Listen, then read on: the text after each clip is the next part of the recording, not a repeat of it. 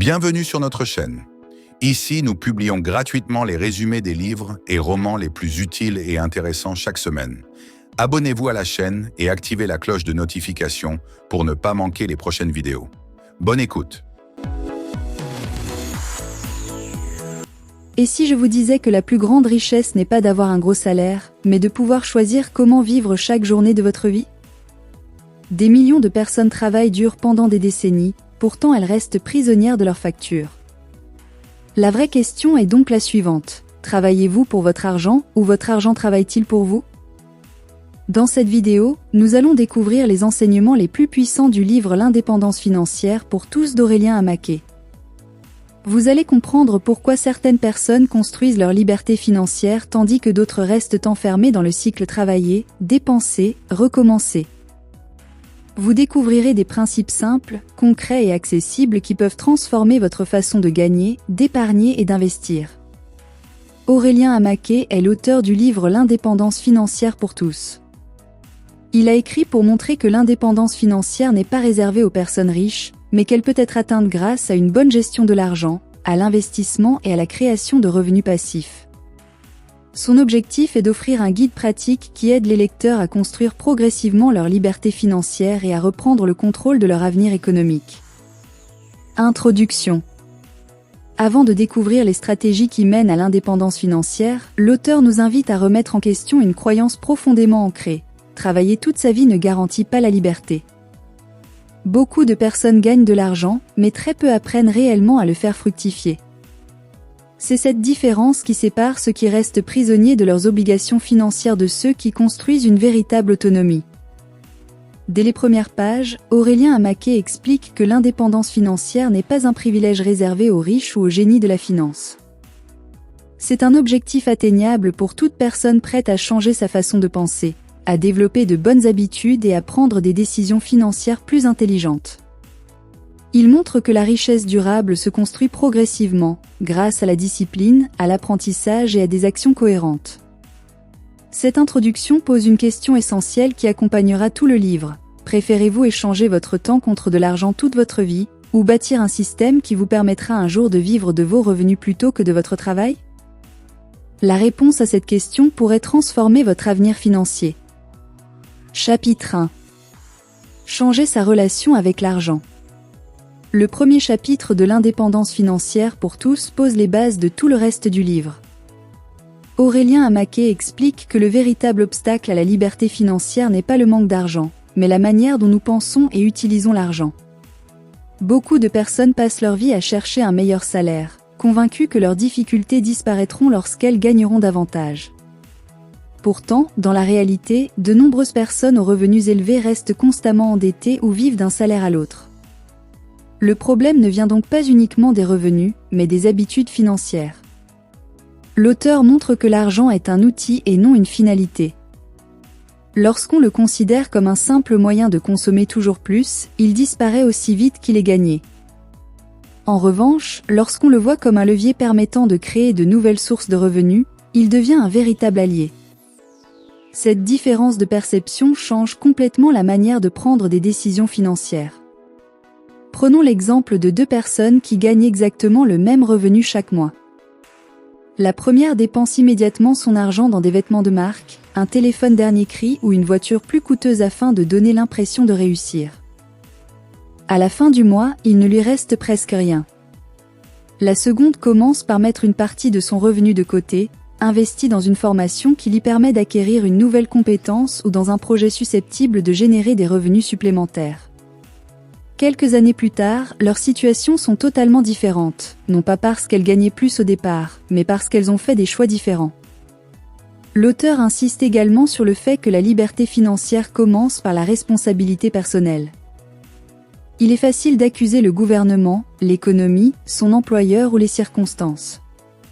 Pourtant, tant qu'une personne croit que son avenir dépend uniquement de facteurs extérieurs, elle renonce à son propre pouvoir d'agir. En revanche, lorsqu'elle accepte que chacune de ses décisions financières influence son futur, elle reprend progressivement le contrôle de sa vie. Une autre idée essentielle développée dans ce chapitre est que le temps est souvent plus précieux que l'argent.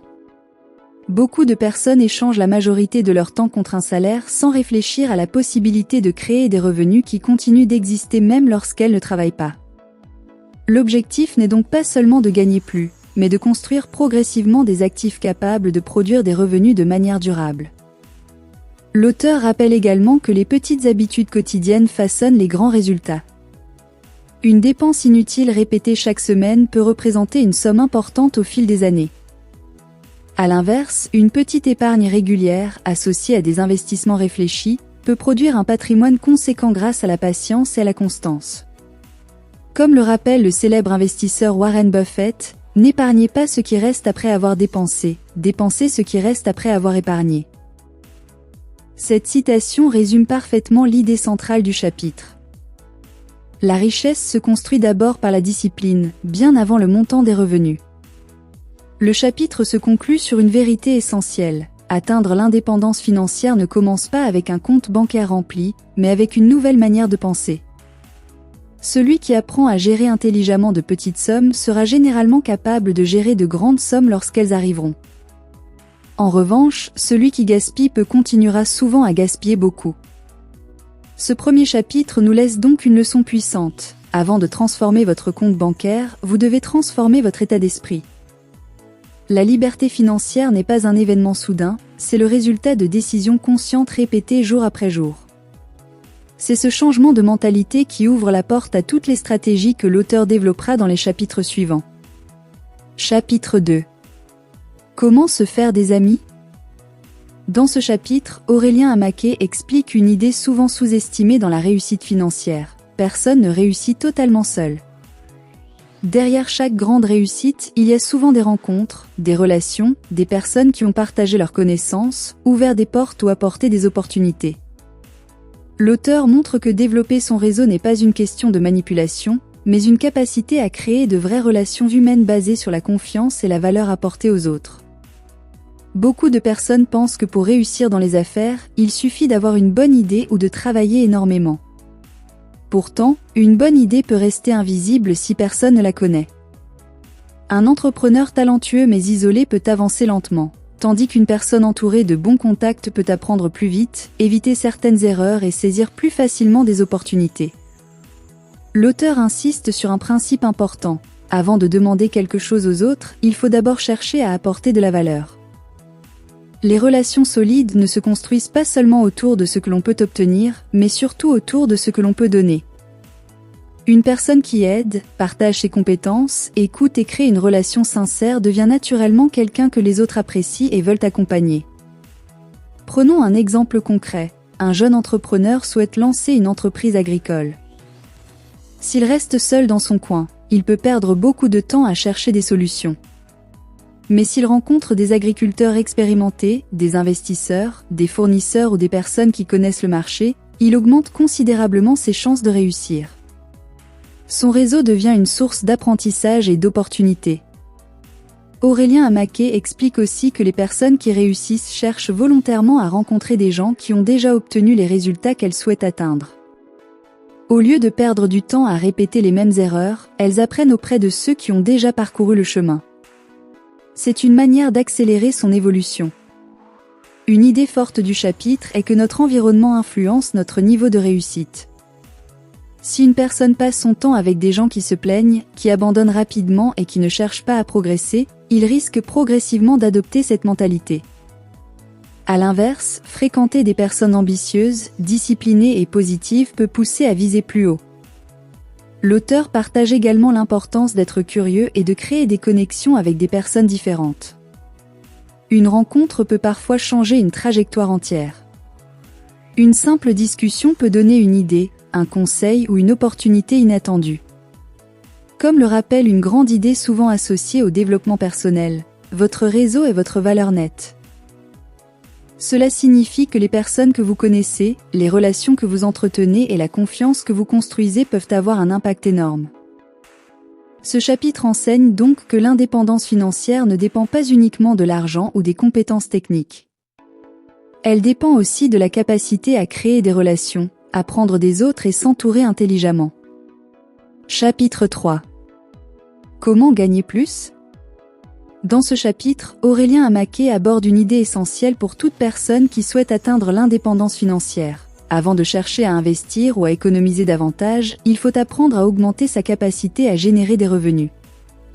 L'auteur explique que beaucoup de personnes restent bloquées financièrement parce qu'elles cherchent uniquement à réduire leurs dépenses alors que le véritable levier se trouve souvent dans leur capacité à créer plus de valeur. Il explique que le revenu n'est pas seulement lié au nombre d'heures travaillées, mais surtout à la valeur que l'on apporte aux autres. Deux personnes peuvent travailler le même temps, mais obtenir des résultats totalement différents parce qu'elles ne créent pas le même niveau de valeur. Celui qui développe des compétences recherchées, qui résout des problèmes importants ou qui aide beaucoup de personnes augmente naturellement ses opportunités. Par exemple, une personne qui travaille simplement pour exécuter une tâche précise peut avoir une évolution limitée. Mais une personne qui apprend à vendre, communiquer, créer un projet, utiliser les nouvelles technologies ou développer une expertise devient beaucoup plus utile sur le marché. Sa valeur augmente et avec elle ses possibilités de revenus. L'auteur insiste sur un principe puissant, la meilleure façon de gagner plus est de devenir meilleur. Au lieu de chercher uniquement un salaire plus élevé, il faut investir dans soi-même, apprendre de nouvelles compétences, lire, se former et observer ceux qui réussissent déjà. Prenons l'exemple d'un jeune entrepreneur agricole. S'il se contente seulement de produire et vendre comme tout le monde, ses revenus peuvent rester limités. Mais s'il apprend le marketing, la transformation des produits, la gestion d'une entreprise et la création d'une marque, il peut créer beaucoup plus de valeur autour de son activité. Aurélien montre aussi que les opportunités viennent souvent des compétences que l'on développe. Une personne qui maîtrise une compétence rare peut être sollicitée par davantage de personnes. Elle ne dépend plus uniquement d'un employeur ou d'une seule source de revenus. Une autre idée forte du chapitre est de ne pas rester dans une logique où l'on échange uniquement son temps contre de l'argent. Car le temps est une ressource limitée. L'objectif est progressivement de construire des systèmes, des activités ou des sources de revenus qui continuent à produire de la valeur même lorsque l'on ne travaille pas directement.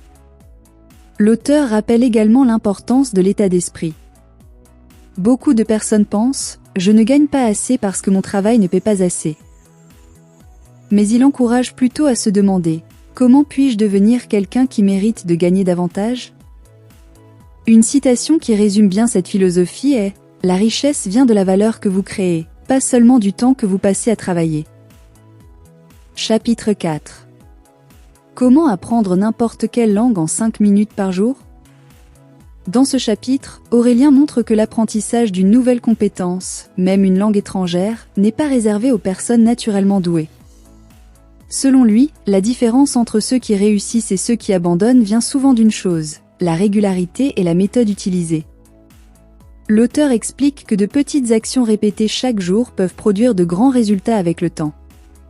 Beaucoup de personnes pensent qu'apprendre une langue demande forcément plusieurs heures par jour, des années d'études ou un talent particulier. L'auteur remet en question cette croyance en expliquant que le secret n'est pas de faire beaucoup une seule fois, mais de faire un peu régulièrement. Une personne qui apprend quelques notions chaque jour avance progressivement jusqu'à créer une véritable maîtrise. L'idée principale du chapitre est basée sur le principe des petites habitudes. Au lieu d'attendre d'avoir beaucoup de temps libre pour commencer, il faut intégrer l'apprentissage dans son quotidien. Quelques minutes bien utilisées chaque jour peuvent devenir une transformation importante sur le long terme. Par exemple, une personne qui souhaite apprendre l'anglais pour développer son entreprise peut commencer simplement par écouter quelques phrases, apprendre du vocabulaire utile et pratiquer régulièrement. Au début, les progrès semblent faibles, mais avec la répétition, son cerveau s'habitue progressivement à la nouvelle langue. Aurélien explique aussi que l'erreur que beaucoup de personnes font est de chercher la perfection dès le début. Elles veulent parler parfaitement avant même d'avoir commencé à pratiquer. Pourtant, l'apprentissage vient surtout par l'action. On apprend en faisant des erreurs, en corrigeant et en continuant. Cette leçon peut s'appliquer à l'indépendance financière. L'auteur veut montrer que les mêmes principes fonctionnent dans tous les domaines. Créer une entreprise, développer une compétence, investir ou améliorer sa vie. Les grandes réussites sont souvent la conséquence de petites améliorations quotidiennes. Par exemple, un entrepreneur qui apprend chaque jour une nouvelle notion sur le marketing, la vente ou la gestion finit par accumuler un avantage énorme face à quelqu'un qui ne se forme jamais. Le savoir devient un outil qui augmente sa valeur et ses opportunités. Une idée forte du chapitre est que l'apprentissage doit devenir une habitude de vie. Les personnes qui réussissent ne considèrent pas l'éducation comme quelque chose qui se termine après l'école. Elles continuent constamment à apprendre, car le monde évolue et les compétences d'aujourd'hui peuvent devenir insuffisantes demain. Comme le dit une idée célèbre du développement personnel, les petites actions répétées chaque jour créent de grands changements. Chapitre 5. Comment gagner plus ? Dans ce chapitre, Aurélien revient sur une idée fondamentale. Pour atteindre l'indépendance financière, il ne suffit pas seulement de travailler plus, il faut apprendre à créer plus de valeur.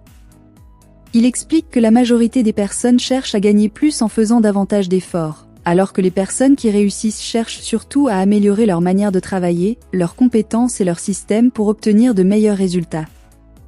L'auteur montre que beaucoup de personnes restent enfermées dans une logique où elles échangent uniquement leur temps contre de l'argent. Elles pensent que la seule solution pour augmenter leurs revenus est de travailler plus d'heures. Mais le problème est que le temps est limité. Une journée aura toujours le même nombre d'heures. La véritable évolution consiste donc à trouver des moyens de produire davantage de valeur sans être limité uniquement par son temps. Par exemple, un vendeur peut simplement attendre son salaire chaque mois. Mais s'il apprend à mieux comprendre ses clients, à communiquer efficacement, à négocier et à développer une stratégie commerciale, il devient beaucoup plus performant. Sa compétence augmente et ses opportunités augmentent également. Amaké insiste sur l'importance de développer des compétences qui ont une forte valeur sur le marché.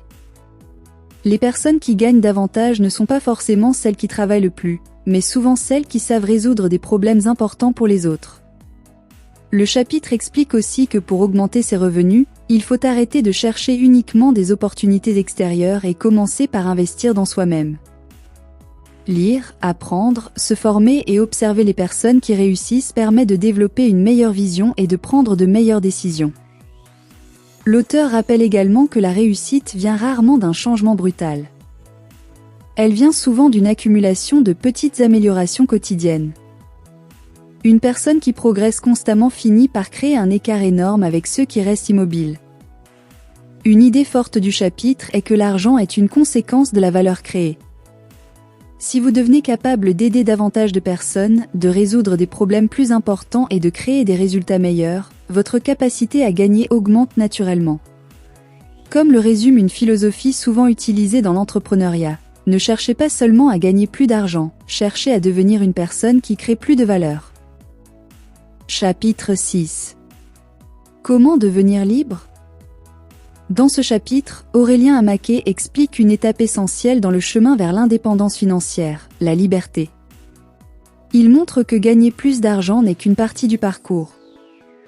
Le véritable objectif est de construire une vie où l'on contrôle davantage son temps, ses choix et ses activités.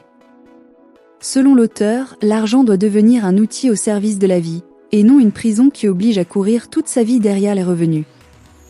Beaucoup de personnes pensent qu'être libre signifie simplement avoir beaucoup d'argent. Mais l'auteur explique qu'une personne peut avoir un bon revenu et pourtant être prisonnière d'un travail qu'elle n'aime pas, d'un rythme épuisant ou d'une dépendance à une seule source de revenus. La vraie liberté vient de la capacité à créer des systèmes qui permettent de ne plus échanger uniquement son temps contre de l'argent. Aurélien insiste sur l'importance de sortir progressivement de la logique classique, travailler uniquement pour recevoir un salaire à la fin du mois. Il encourage plutôt à réfléchir comme un entrepreneur, chercher des solutions, créer de la valeur, construire des projets et développer des sources de revenus qui peuvent fonctionner même sans une présence constante. L'auteur explique que devenir libre demande d'abord de changer sa manière de penser. Il faut arrêter de voir l'argent uniquement comme quelque chose que l'on dépense et commencer à le considérer comme un moyen de créer plus d'opportunités. Une personne financièrement éduquée cherche à utiliser ses ressources pour construire son avenir. Un entrepreneur agricole peut illustrer cette idée. Une personne peut vendre simplement sa récolte chaque saison.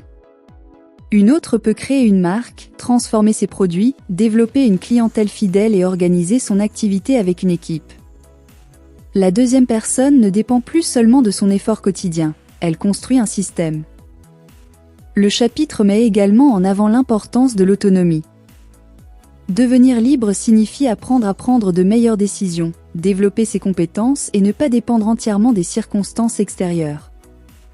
L'auteur rappelle que la liberté ne se construit pas en un jour. Elle vient d'une accumulation de bonnes décisions, apprendre, entreprendre, investir en soi, mieux gérer son argent et créer progressivement des sources de valeur. Une idée forte du chapitre est « La richesse n'est pas seulement ce que vous possédez, c'est aussi le contrôle que vous avez sur votre vie ». Conclusion.